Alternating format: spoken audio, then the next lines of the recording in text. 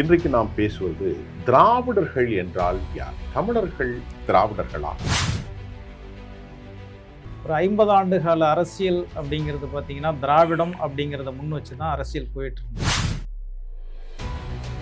தமிழ் அப்படிங்கிற ஒரு மொழியை பேசியதால அவர்களுக்கு தமிழர்கள் அப்படின்னு பெயரா, அல்லது தமிழர் அப்படிங்கிறதுனால அவங்க பேசிய மொழிக்கு அந்த பெயர் வந்துச்சு அப்படின்னா மொழி முன்னாடி உருவாகி இருக்க முடியாது.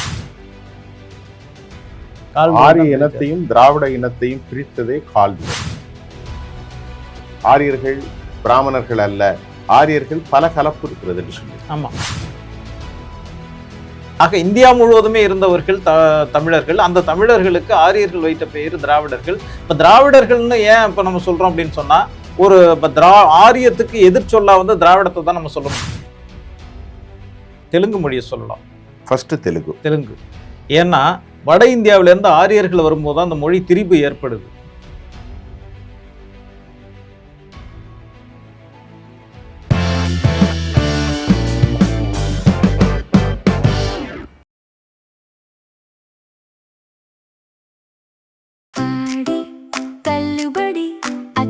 பேரும் அல்லம்படி 6 முதல் 60% வரை ஆடி தள்ளுபடியுடன் சூப்பர் சரவணா ஸ்டோர்ஸ், சென்னை, மதுரை, கோவை.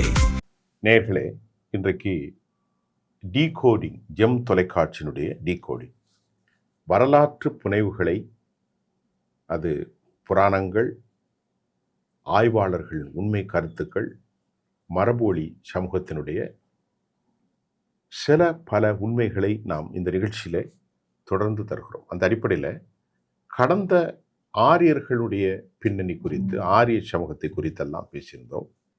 இன்றைக்கு நாம் பேசுவது திராவிடர்கள் என்றால் யார்? தமிழர்கள் திராவிடர்களா? தமிழர்கள் திராவிடர்களாக மாறிய காரணம் என்ன? அல்லது திராவிடர்கள் தமிழர்களா? இந்த ரெண்டுக்கும் இடையிலான குழப்பங்கள் இன்றைக்கு அரசியல்வாதிகளுக்கு கூட அது ஒரு துருப்புச்சீட்டாக இருக்கிறது. பல ஆயிரம் ஆண்டுகளுக்கு முன்பு இந்தியாவை ஆட்கொண்ட ஒரு பெரும் சமூகம் தமிழ் சமூகம். இந்த தமிழ் சமூகம் ஏன் திராவிடர்கள் என அழைக்கப்படுகிறார்கள்? இது அரசியல் ரீதியான கலப்பு புனைவு பேரா, அல்லது இயற்கையிலேயே தமிழர்கள் யார், திராவிடர்கள் யார், அல்லது தமிழர்களும் திராவிடர்களும் ஒன்றுதானா? பெரிய கேள்வி தொங்கித்தான் இருக்கிறது. நம்முடைய வரலாற்று ஆய்வாளர் தோழர் சிராஜுத்தீன் அவர்கள் இன்றும் நம்மோடு கதைப்பதற்காக அமர்ந்திருக்கிறார். எல்லையில்லா பல ஆழமான புரிதல்கள் அவரோடு நாம் கதைக்கு காத்திருக்கிறோம். நமது நிகழ்ச்சிக்கு வரலாற்று ஆய்வாளர் திரு சிராஜுத்தீன் அவர்களை வரவேற்போம். சார் வாங்க. கேட்ட கேள்வி, தமிழர்கள் யார், திராவிடர்கள் யார்? தமிழர்களும் திராவிடர்களா, திராவிடர்களும் தமிழர்களா? ஒரே குழப்பம். தமிழ்நாட்டினுடைய அரசியலே ஏறக்குறைய இதை மையப்படுத்தி தான் போயிட்டு இருக்கு. திராவிடர்கள் தமிழர்கள். அதுதான் கேட்டேன். ஒரு 50 ஆண்டு கால அரசியல் அப்படிங்கிறது பார்த்தீங்கன்னா திராவிடம் அப்படிங்கிறத முன் வச்சு தான் அரசியல் போயிட்டு இருந்திருக்கு. அதுக்கு ஒரு மாற்று வரும்போது அந்த மாற்றத்தை யார் கொடுப்பாங்க அப்படின்னு சொன்னால் தமிழ் தேசிய அரசியல் தான் அந்த மாற்றத்தை கொடுக்கும் அப்படிங்கிற ஒரு எதிர்பார்ப்பு இருந்தபோது கொஞ்சம் ஸ்லிப்பாகி போயிடுச்சு, அது வேறு விஷயம். ஆனால் இந்த திராவிடம் தமிழ் அப்படிங்கிற அந்த இதை விட்டு இன்னும் தமிழ்நாடு மீளவே இல்லை. ஒன்று. இரண்டாவது, இப்போ தமிழ்நாடு அப்படின்னு ஒரு நிலப்பகுதியை நம்ம சொல்லிக்கிட்டு இருக்கோம். இது உண்மையான தமிழ்நாடு தானா? தமிழ்னா என்ன, தமிழர்கள் யார் அப்படிங்கிறத பற்றி நம்ம முன்னாடி பேசி ஆகணும். ஏன்னா தமிழ் அப்படிங்கிற ஒரு மொழியை பேசியதால் அவர்களுக்கு தமிழர்கள் அப்படின்னு பெயரா, அல்லது தமிழர் அப்படிங்கிறதுனால அவங்க பேசிய மொழிக்கு அந்த பெயர் வந்துச்சு அப்படின்னா மொழி முன்னாடி உருவாகி இருக்க முடியாது. மனிதர்கள் நாகரிகம் அடைந்த காலத்துக்கு, நாடோடி காலத்திலிருந்து நாகரிகம் அடைந்ததுக்கு பிறகுதான் மொழி உருவாகிருக்க முடியும். அப்படி பார்த்தீங்கன்னா தமிழர்கள் யார், இந்த பூமியில் ஆரம்ப காலத்தில் தமிழர்களாக இருந்தவங்க யார் அப்படின்னு சொன்னால் நாகர்கள் அப்படின்னு ஒரு இனம் இருந்ததா ஆய்வாளர்கள் சொல்கிறாங்க. நாகர்கள் அப்படிங்கிறவங்க இந்த இந்தியா அப்படிங்கிற இந்த நாடு முழுவதும் பரவி இருந்த ஒரு இனம். தமிழர்கள் அப்படிங்கிற பெயர் வர்றதுக்கு முன்னாடி இந்தியா முழுவதுமே பரவி இருந்த இனம்னு பார்த்தீங்கன்னா நாகர்கள் தான். அவர்களை தான் தமிழர்கள்னு சொல்கிறோம். சரி, அது அந்த சட்டன் பீரியடில் ஒரே இனமாக அவங்களும் இருந்தாங்கன்னு சொன்னால் ஆய்வாளர்கள் 2 விதமாக பிரிக்கிறாங்க.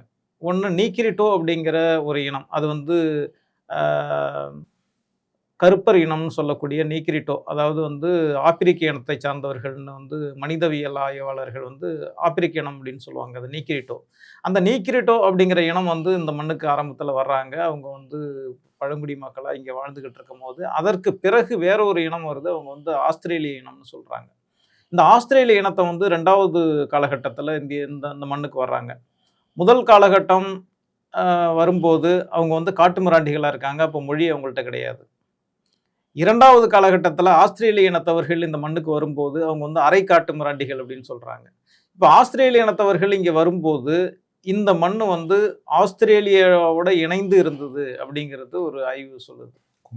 குமரிக்கண்டம் ஆஸ்திரேலியாவும் தென்னிந்தியா, அதாவது தமிழ்நாடும் ஒன்றா இருந்த போது அவங்க இங்கே வந்துட்டாங்க. அதுக்கப்புறம் வந்து கண்ட நகர்வு அப்படிங்கிற அந்த புவியியல் விதிப்படி அது வந்து வேற வேற நாடுகளாக மாறிடுச்சு. அதனால ஆஸ்திரேலிய இனம்னு சொல்லுவாங்க.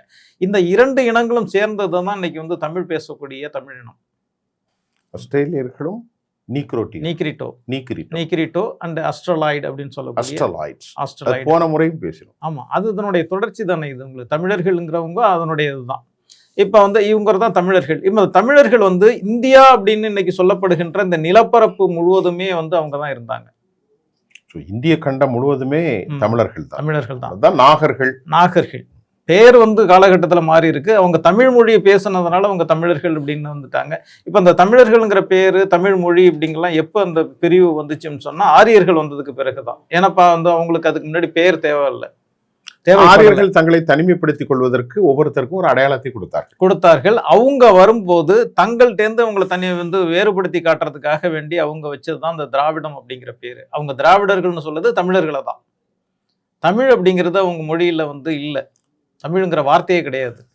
அவங்க வந்து தமிதா அப்படின்னு தான் சொல்றாங்க. தமிழா அப்படிங்கிறத தமிதாடின்னு சொல்றாங்க. அதுக்கப்புறம் தமிழா அப்படின்னு வந்து அதுக்கப்புறம் திராவிடா அப்படிங்கிறது அப்படி கொஞ்சம் மருவி வந்துச்சு அப்படிங்கிறத வந்து டாக்டர் அம்பேத்கர் வந்து வால்யூம் 14 பக்கம் 95 சொல்றாரு.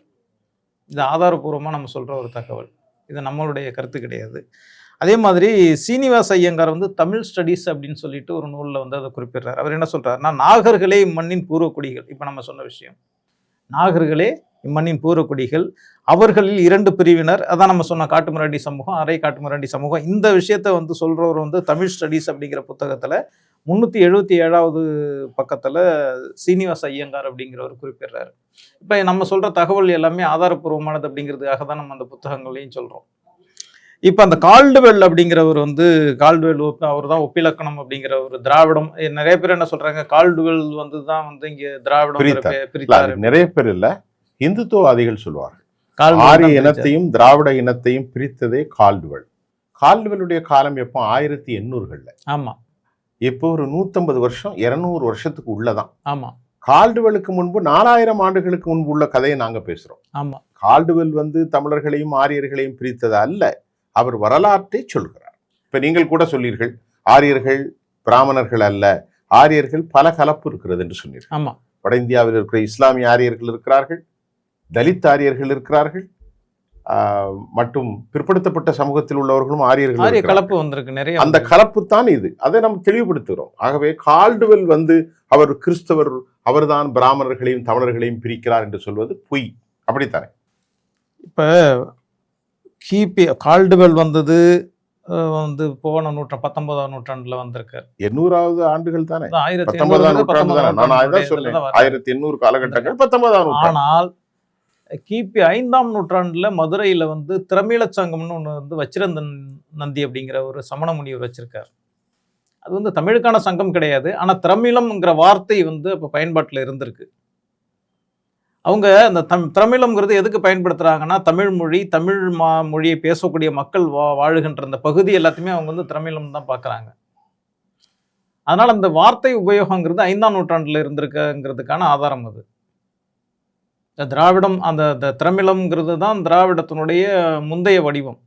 திரமிழம் தெரிஞ்சு தான் வந்து அதுக்கப்புறம் திராவிடமாக மருவி வருது. ஆக 5ஆம் நூற்றாண்டுல இருந்திருக்கு. அது மாதிரி 7ஆம் நூற்றாண்டுல குமாரில பட்டர் அப்படிங்கிற ஒரு வடமொழி வல்லுனர் வந்து அவர் வந்து ஆந்திர திராவிட பாஷாங்கிற ஒரு வார்த்தையை பயன்படுத்தியிருக்காரு அப்படின்னு சொல்லிட்டு கால்டுவெல் குறிப்பிடுறாரு. 7ஆம் நூற்றாண்டுல அதாவது அரபு நாட்டில் முகமது நபியுடைய காலம் தான். குமாரில பட்டர் அப்படிங்கிறவர் வடமொழி வல்லுனர், இந்தியாவில் உள்ளவர், வடமொழியில வந்து பரிச்சயம் உள்ளவர். அவரு இந்த வார்த்தையை பயன்படுத்தியிருக்காரு, ஆந்திர திராவிட பாஷா அப்படின்னு சொல்லிட்டு ஒரு வார்த்தையை பயன்படுத்தி 7ஆம் நூற்றாண்டுல குறிப்பிடுறாரு. 2வது மனுஸ்மிருதியில இந்த திராவிடம் அப்படிங்கிற வந்து மனுஸ்மிருதி எந்த வருஷம்? மனுஸ்மிருதி வந்து கிபி முதல் நூற்றாண்டு காலகட்டம்னு சொல்லுவாங்க. சரி, 11ஆம் நூற்றாண்டில் ஆதிசங்கரர் திராவிட சிசு என்கின்ற திராவிட சிசு அவர் காலாடியிலிருந்து யாத்ரா செல்கின்ற போது அந்த பதத்தை அவர் பயன்படுத்துகிறார். என்னது? திராவிட சிசு. இது 11ஆம் நூற்றாண்டு. 11ஆம் நூற்றாண்டு. 7ஆம் நூற்றாண்டில் ஒருத்தர் சொன்னீர்களே இப்பொழுது. ஆமா, அவர் 7ஆம் நூற்றாண்டு வந்து குமாரிலப்பட்டர் வட இந்திய வடமொழி ஆய்வாளர். வடமொழி ஆய்வாளர். அப்புறம் இன்னும் சொன்னீர்களே 1ஆம் 5ஆம் நூற்றாண்டுல 5ஆம் நூற்றாண்டுக்கு முன்னால் வந்து நம்ம 5ஆம் நூற்றாண்டுக்கு முன்னாடி பாத்தீங்கன்னா மனுஸ்மிருதி. அது 1ஆம் நூற்றாண்டு. முதல் நூற்றாண்டு. இன்றைக்கு 2000 ஆண்டுகளுக்கு முன்பு இந்த வார்த்தைகள் இருக்கு. ரெண்டாவது பாகவத புராணம். புராண காலங்கிறது வந்து கிபி 5ஆம் நூற்றாண்டு 6ஆம் நூற்றாண்டுல தான் துவக்கப்படுது. அதுல பாகவத புராணத்துல வந்து திராவிட மன்னர்ங்கிற வார்த்தை இடம்பெற்றிருக்கு. சரி, அப்ப கிட்டத்தட்ட 2100 வருஷம் நம்ம மனுஸ்மிருதி 1ஆம் நூற்றாண்டு, 7ஆம் நூற்றாண்டு வடமொழி புல சொல்லாடல் சொல்லுகிறது, 11ஆம் நூற்றாண்டு காலாடியிலிருந்து புறப்பட்ட ஆதிசங்கரர் திராவிட சிசு, இப்போது கால்டுவர் 1800களில் 19ஆம் நூற்றாண்டு. அப்ப அவரை பத்தி சொல்றதுல தப்பு இல்லது. கால்டுவெல் தான் இது சொன்னாருங்கிறது தப்பு இல்லை. ஆமா, இது இப்ப இந்த தேவை திராவிடம் அப்படின்னு சொல்ல வேண்டிய தேவை என்ன வந்துச்சுன்னா, ஆரியர்கள் வர்றார்கள். ஆரியர்கள் வருகிற போது தங்களை அல்லாத வேற ஒரு கூட்டத்தை அவங்க சந்திக்கும் போது அவங்களுக்கு ஒரு பேர் வைக்க வேண்டிய அவசியம், பிரித்து காட்டணும் இல்ல, பேர் வைக்க காட்டணும் இல்ல. அப்ப அவங்க பேசும்போது தமிழ் அப்படிங்கறது அவங்களுக்கு வார்த்தையில வரல. இப்ப வந்து நம்ம இங்கிலீஷ்ங்கிற வார்த்தையை தமிழ்ல சொன்னோம்னா ஆங்கிலம்னு சொல்லுவோம்.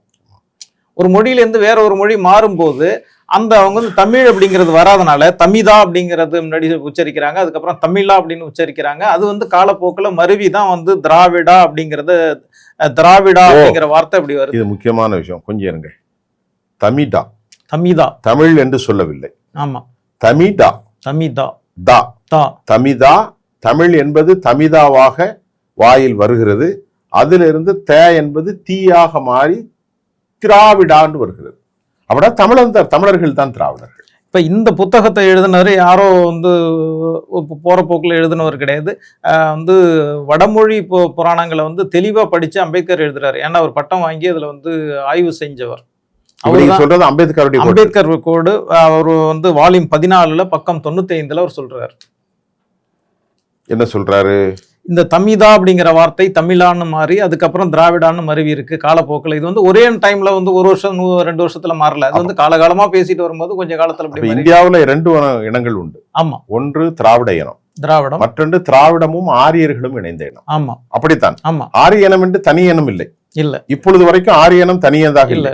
அது ஒன்றாக இணைந்து விட்டது.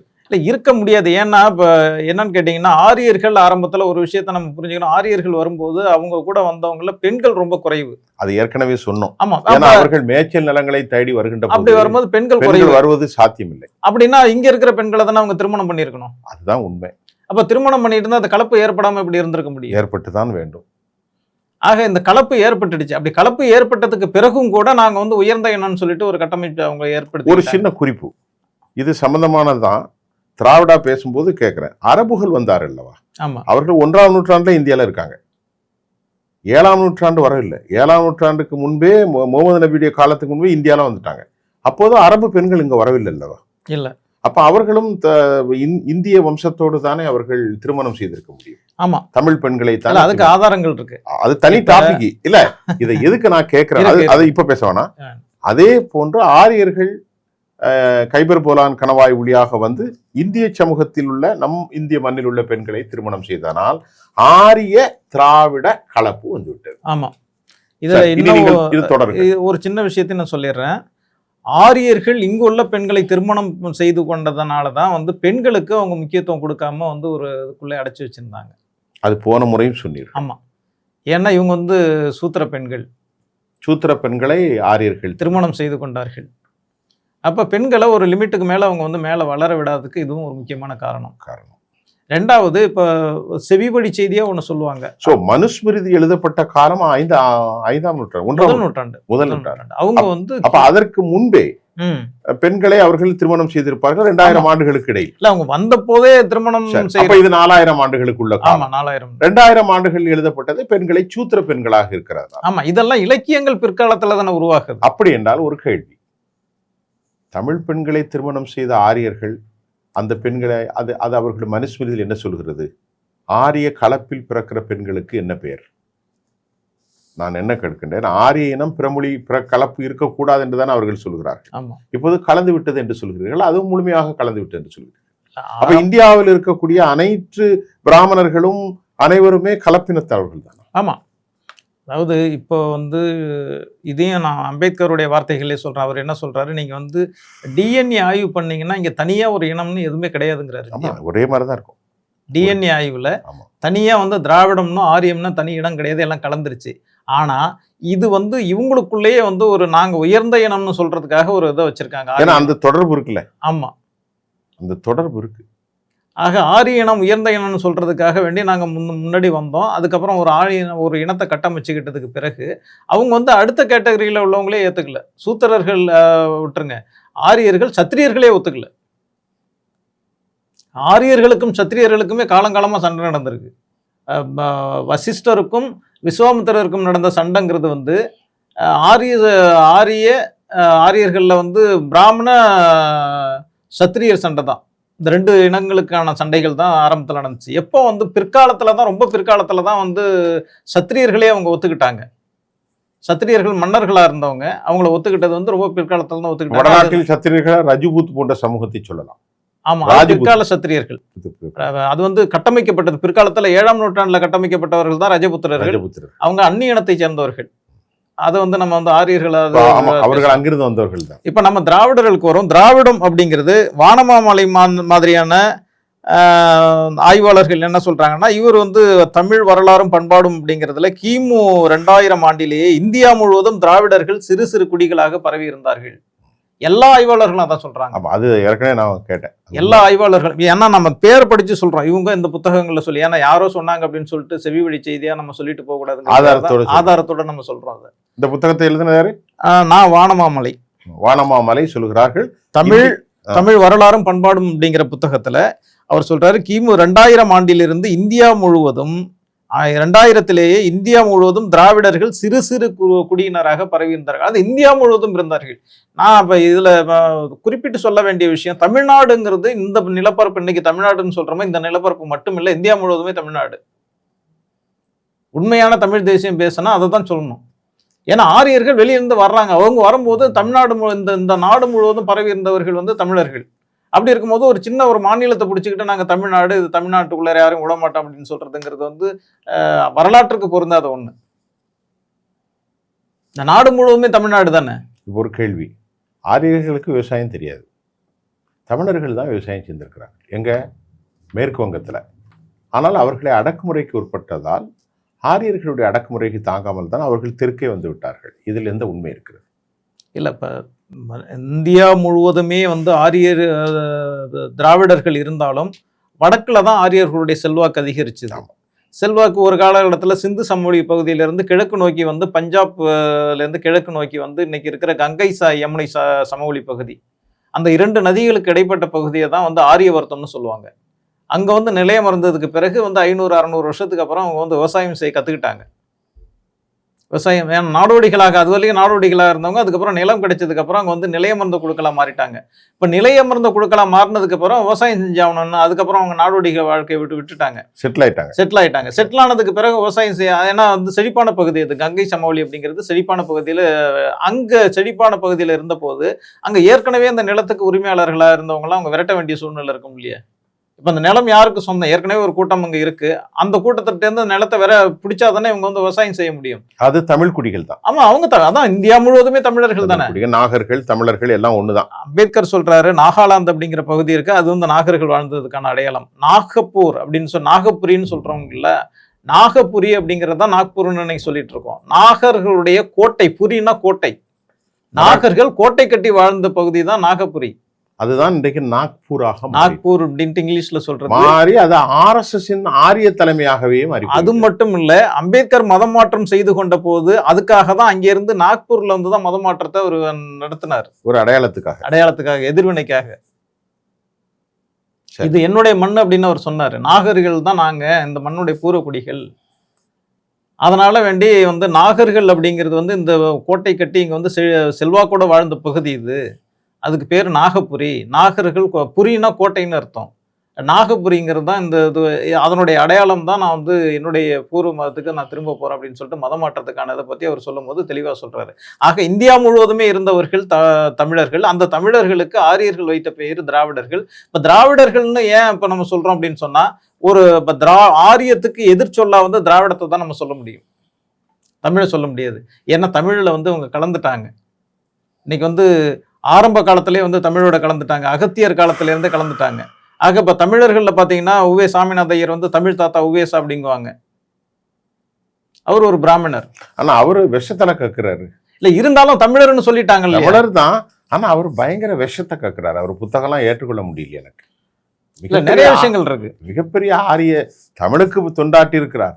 ஆனால் அவர் மனுஸ்மிரியை வர்ணத்தை அப்படியே பின்பற்றுகிறார். இல்லை எல்லாருமே இங்கே ஆரியர்களில் மனுஸ்மிருதியை ஏற்காதவர்கள் மேலோட்டமாக சில பேர் வெளிப்படையாக காட்டுவாங்க, சில பேர் காட்டிக்க மாட்டாங்களே தவிர மனுஸ்மிருதியை ஏற்காத ஆரியர்கள் இந்தியாவில் கிடையவே கிடையாது, கிடையவே கிடையாது. ஆகவே தான் இந்த அந்த அடையாளப்படுத்துதல் அப்படிங்கும் போது ஆரியர்களுக்கு எதிர்ச்சொல்லாதான் திராவிடர்கள் சொல்றாங்க. ரெண்டாவது அந்த திராவிடங்கிற சொல்லு உருவான போது தமிழ் மட்டும்தான் இருந்துச்சு, மற்ற மொழிகள் கிடையாது. திராவிடத்தினுடைய இதுக்கு வந்து இன்னொரு ஆதாரத்தையும் என்னால் சொல்ல முடியும். இந்த தமிழ் தேசியம் இன்னைக்கு பேசுறதுக்கு எல்லாமே வந்து தேவநேய பாவனர் தான் அடிப்படை. எல்லாரும் இன்னைக்கு அவரை வச்சு தான் பேசிட்டு இருக்காங்க. வடமொழி வரலாறு அப்படிங்கிற அவருடைய புத்தகத்திலேருந்தே நான் சொல்றேன். வடமொழி வரலாறு அப்படிங்கிற புத்தகத்துல அவர் என்ன சொல்றாரு, வேத ஆரியர் வருகைக்கு முன் இந்திய பழங்குடி மக்கள் மொழிகள் எல்லாம், வேத ஆரிய வருகைக்கு முன் இந்திய பழங்குடி மக்கள் மொழிகளில் எல்லாம் தெற்கில் தமிழும் வடக்கில் திராவிடமாக நிலைப்பட்டிருந்திருக்க வேண்டும். திராவிடமும் தென் திராவிடம், நடு திராவிடம், வட திராவிடம் என்று 3 வகைப்பட்டிருந்தது. தென் திராவிடம் வடுகு போன்ற கொடுந்தமிழ், நடு திராவிடம் மராட்டியமும் கூச்சரமும், வட திராவிடம் என்பது பிராகிருதம். அவர் என்ன சொல்றாரு, ஆரியர்கள் வர்றதுக்கு முன்னாடி வந்து 3 வகையா இருந்துச்சு அப்படிங்கிறாரு. தமிழ்நாட்டில் தமிழ் இருந்துச்சு, அதுக்கு அதை ஒட்டிய பகுதி இன்னைக்கு இருக்கிற ஆந்திரா பகுதி வந்து குடகுன்னு சொல்லுவாங்க. அந்த பகுதியில் பார்த்தீங்கன்னா கர்நாடகம் வரும். ஆமாம், கர்நாடகம் இதெல்லாம் சேர்ந்தது தான். தென் திராவிடம் அப்படிங்கிறது வந்து வடுகு அப்படிங்கிறது இந்த துளு, தெலுங்கு இதெல்லாம் சேர்ந்து தென் திராவிடம். நடு திராவிடம் நீங்க துளு எடுத்துக்கிடுங்க, குடகு பகுதி எடுத்துக்கிடுங்க, கர்நாடகா, தெலுங்கு பகுதி, தெலுங்கானா, தமிழ்நாடு, கேரளா, இதெல்லாம் தென் திராவிடர்கள். தென் திராவிடம் அவர் சொல்றாரு. தமிழை தாண்டி, தமிழை இல்லாத மற்ற தென்னிந்திய மொழிகள்லாம் தென் திராவிடம். நடு திராவிடம்னு ஒன்று சொல்றாரு. அது என்னன்னா மராட்டியமும் கூர்ச்சரமும், அதாவது குஜராத்திய மொழியே திராவிட மொழின்னு தான் சொல்றாரு. மராட்டிய மொழியும் குஜராத்தி மொழியும் வந்து நடு திராவிட மொழிங்கிறாரு. வட திராவிடம்ங்கிறது வந்து பிராகிருதம்னு சொல்றாரு. பிராகிருதம்ங்கிறது வடமொழி. வடமொழி அப்படின்னு சொன்னா பாலி மொழி வந்து அதனுடைய கிளை மொழி தான் பாலி மொழி. அதான் புத்தர் பேசின மொழி. இந்தோனேஷிய மொழி பாலி இல்ல பாலி அந்த வேற. இந்தியாவில் ஒரு பாலி மொழி இருந்துச்சு, இந்தோனேஷியால பேசக்கூடிய பாலி அது வேற. இது இந்திய மொழி, இந்திய மொழி, புத்தர் பேசின மொழி. பிராகிருதம் என்பது இதுதான். பிராகிருதம்ங்கிறது மொழி குடும்பம். இங்க திராவிடம்னு சொல்ற மாதிரி வட இந்தியாவில் சொல்லப்பட்ட ஒரு மொழி குடும்பம் தான் பிராகிருதம். அதுல ஒரு மொழி தான் வந்து சட்டன் மொழி தான் வந்து பாலி மொழி. அதுதான் புத்தர் பேசினாரு. இன்னைக்கு பாலி மொழியிலேருந்து நிறைய வார்த்தைகளை நம்ம பயன்படுத்திட்டு இருக்கோம் தமிழ் நினைச்சு. சங்கம்ங்கிற வார்த்தையே தமிழ்ல கிடையாது, அது பாலி மொழி வார்த்தை.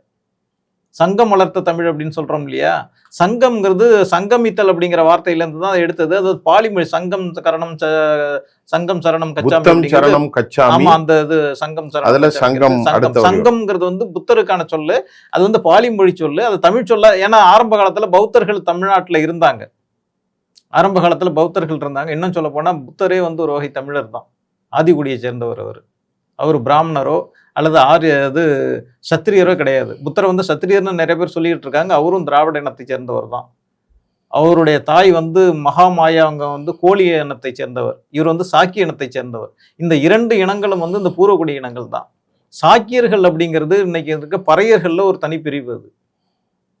இது கோழியர்கள் அப்படிங்கிறது. கோழிய பறையர்னு ஒரு பேர் உண்டு. 80 வகை பறையர்கள் இருக்காங்க. அதுல ஒண்ணுதான் கோழிய பறையர்கள்.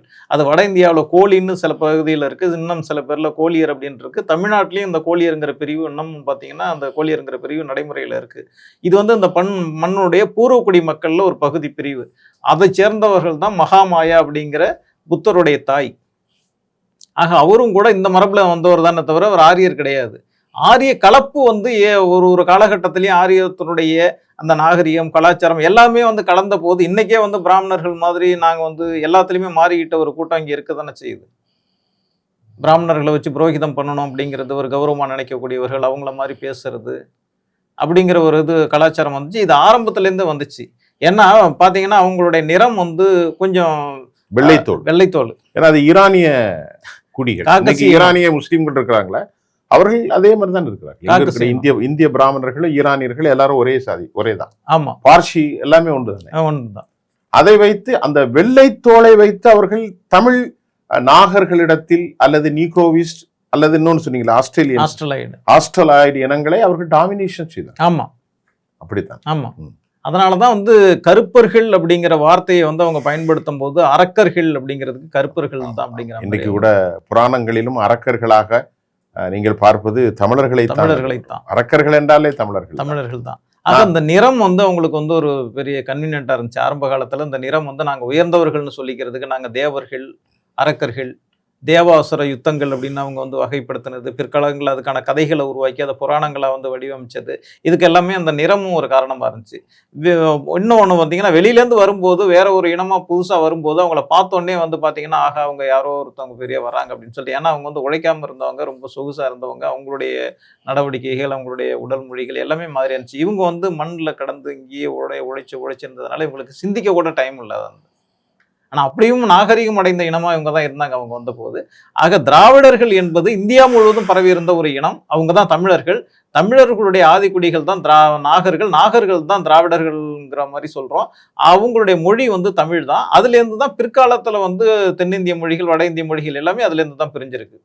இப்போ மிக முக்கியமான கேள்வி, இப்பொழுது திராவிட குடும்பத்தில் தெலுங்கு, தமிழ், மலையாளம், துளு, கன்னடம் அப்படித்தான்.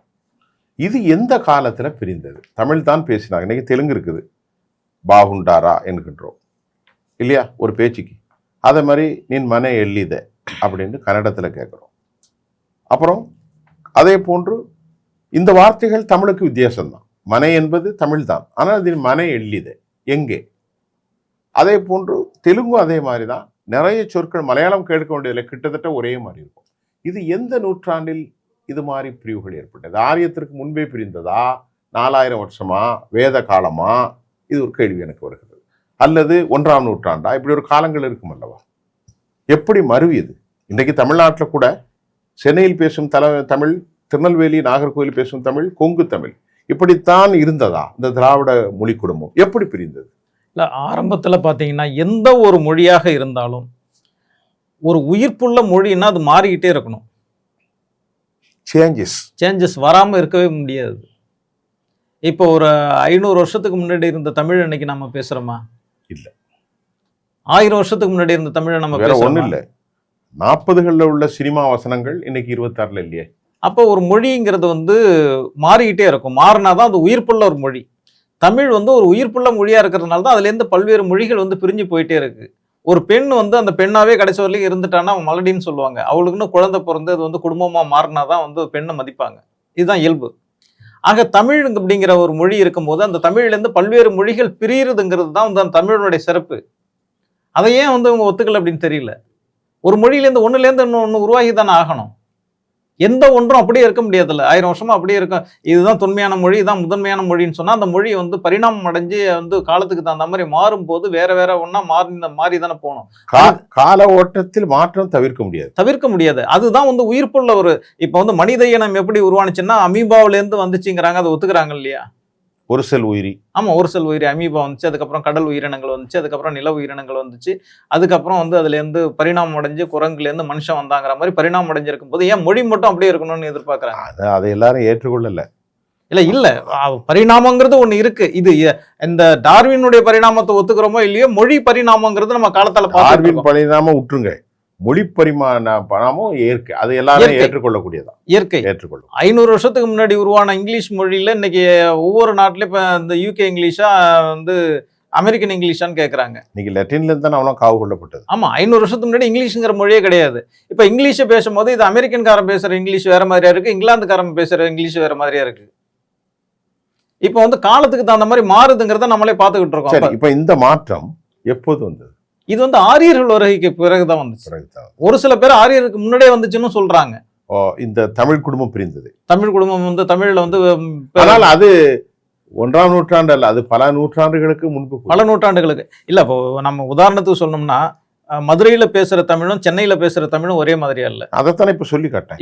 இப்ப எல்லா டிரான்ஸ்போர்ட்டும் இருக்கும்போது எல்லாரும் ஒன்னா கலந்து வாழக்கூடிய சூழ்நிலையில அப்படின்னு சொன்னா இந்தியா முழுவதும் ஒரு மொழியை பேசக்கூடியவர்கள் மத்தியில வந்து அது வேறுபாடு வந்திருக்கிறதுக்கு வாய்ப்பு இருக்கா? இப்ப இந்த திராவிட குடும்பம் தெலுங்கர்களாகவும் தமிழர்களாகவும் கன்னடியர்களாகவும் கொங்குகளாகவும் மாறி போனது. உதாரணத்திற்கு குஜராத்திகளும் சொன்னீர்கள், நீங்கள் மராட்டியர்களும் சொன்னீர்கள். இவர்கள் எல்லாம் பிரிந்தது வேத காலத்திற்கு 4000 வருஷத்துக்கு முன்னாடியே இந்த மொழி சிதறல் உண்டாகிவிட்டது, மொழி மாற்றம் உண்டாகிவிட்டது, இடம்பெயர்தல் உண்டாகிவிட்டது. உண்மைதான், உண்மைதான். ஆனால் இதற்கு மூலமொழி தமிழ் தான்.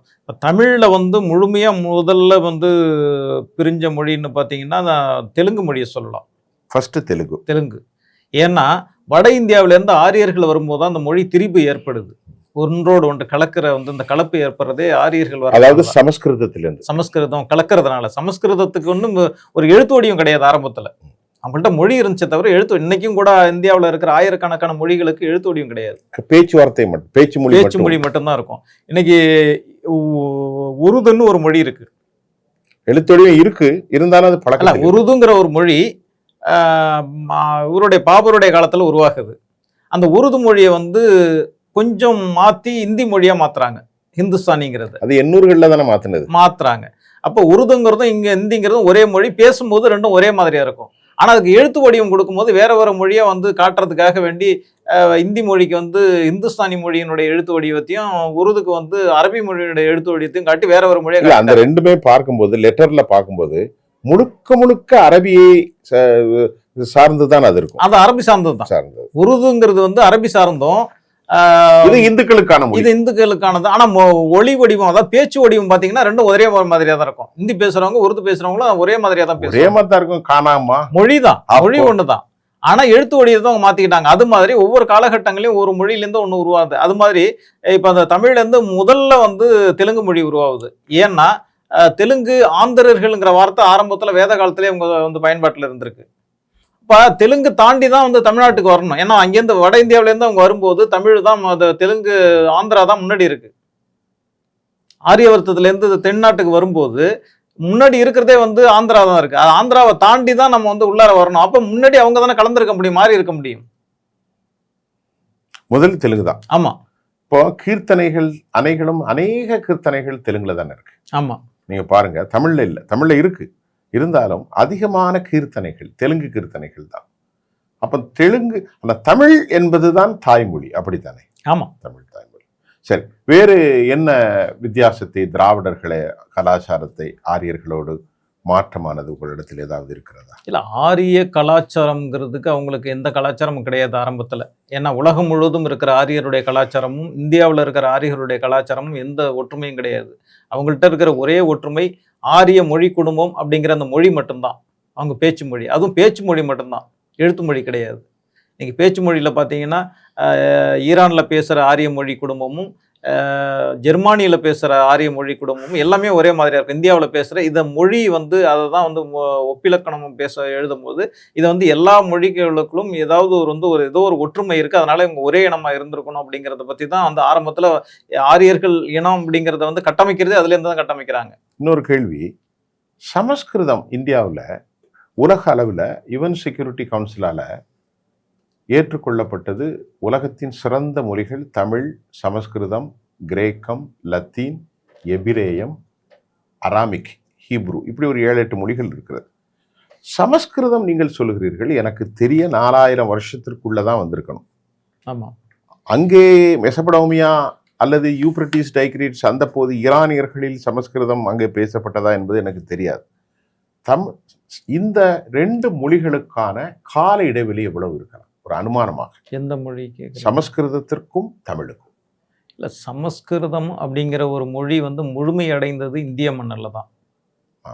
ஆரம்பத்தில் அவங்க வந்து பேச்சு வழக்கத்தில் இருந்துச்சு, அவங்களுக்கு ஒன்றும் ஒரு இலக்கணம் கிடையாது, இலக்கியம் கிடையாது, எதுவுமே கிடையாது. அப்படி என்றால் வெறும் 4000 வருஷத்துக்குள்ளதான். ஆமாம். ஆனால் தமிழுக்கு 10,000 ஆண்டுக்கு மேலே இருக்கு. இங்கே இருக்கு மேலே இருக்கு. எழுத்து வடிவமே இங்கே தான் வந்துச்சு. ஏன்னா அவங்க வந்து ஓலைச்சுவடிகளை எழுதி எடுத்துட்டு வரல, வெறும் மனப்பாடமாக தானே வச்சுருந்தாங்க. இன்னும் சொல்லப்போனால் ரிக்வேதம்ங்கிறது ரொம்ப காலத்துக்கு பிறகு தான் எழுத்து வடிவத்தில் வந்துச்சு. ரிக்வேதம் என்ன மொழியில் இருக்கிறது? ரிக்வேதம் சமஸ்கிருதம் மொழி. எழுத்து வடிவத்துக்கு வந்தது ரொம்ப காலத்துக்கு பிறகு. நான் வேத காலன்னு ஏன் சொன்னேன்? அதுதான் மூலம்.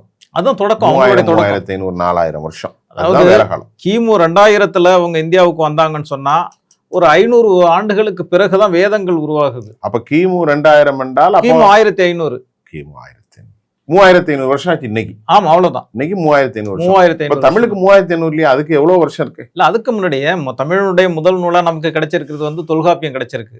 தொல்காப்பியன் தொல்காப்பியத்துல சொல்லும் போது நிறைய விஷயங்கள் என்ப அப்படிங்கிற வார்த்தையை அவர் பயன்படுத்துறாரு. எது என்ப?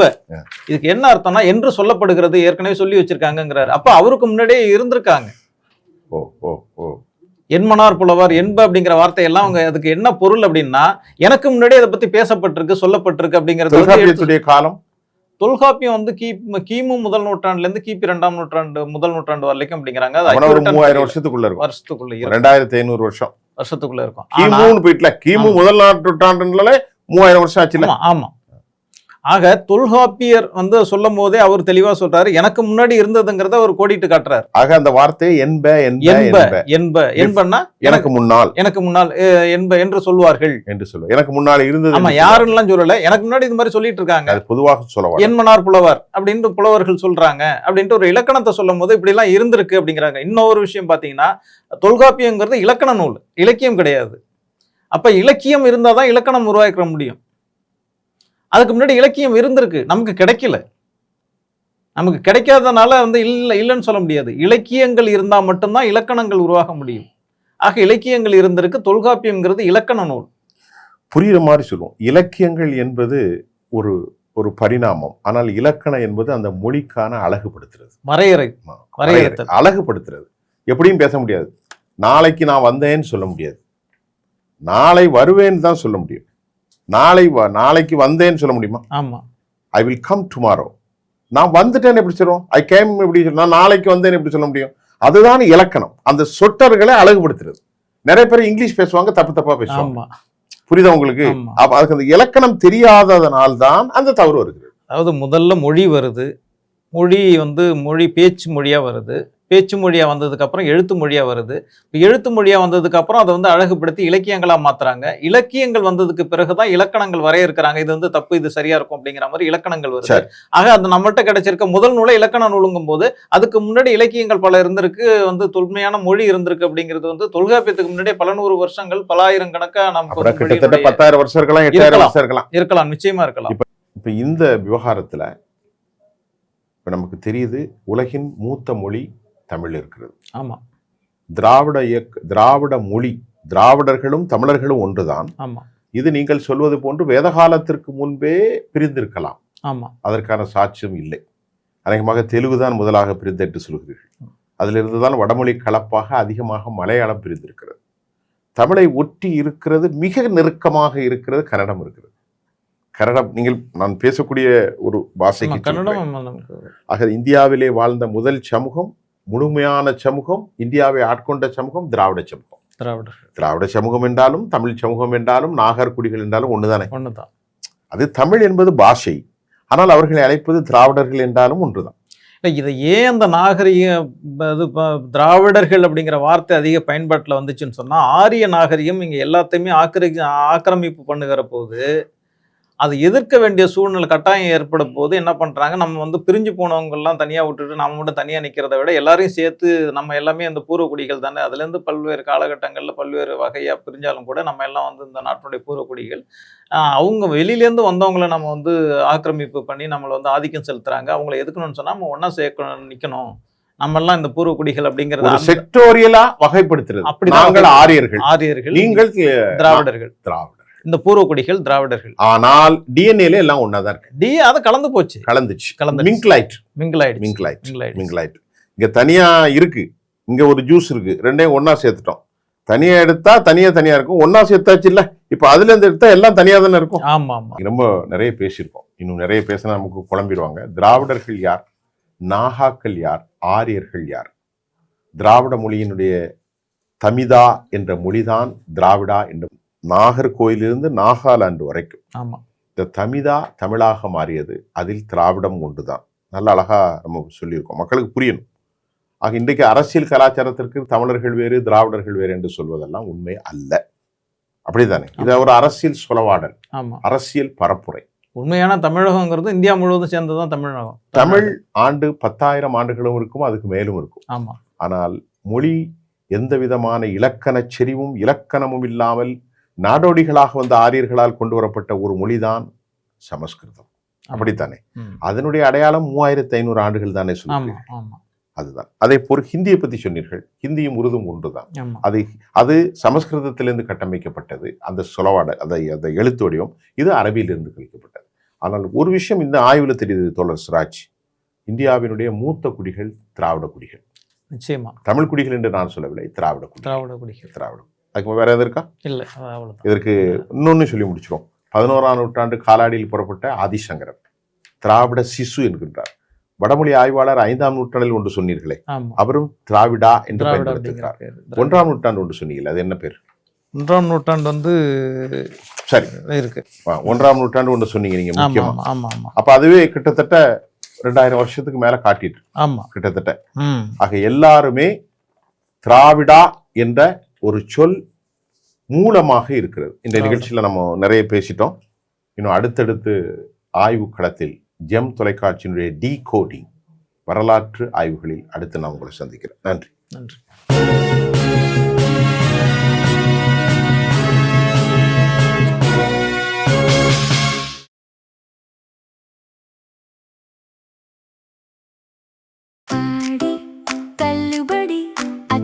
பேரும் அல்லும்படி 6 முதல் 60% வரை ஆடி தள்ளுபடியுடன் சூப்பர் சரவணா ஸ்டோர்ஸ், சென்னை, மதுரை, கோவை.